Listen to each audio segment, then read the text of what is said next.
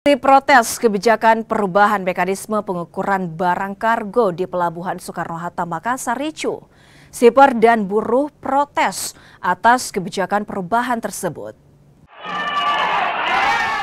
Buruh dan juga shipper ini protes atas kebijakan perubahan sistem pengukuran barang yang diperlakukan PT Pelni.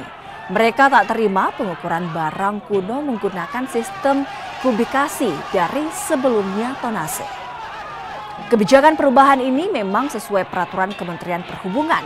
Kebijakan diambil lantaran sistem kubikasi jauh lebih baik. Meski sempat terlibat kericuhan, namun kedua belah pihak telah berdamai.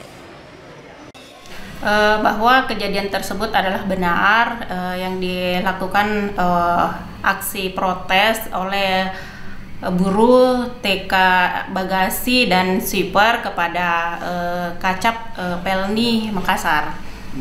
Dalam hal ini kami aksi protes yang mereka lakukan masih dalam pendalaman dan sampai saat ini kami belum menerima secara resmi laporan resmi dari pihak-pihak terkait.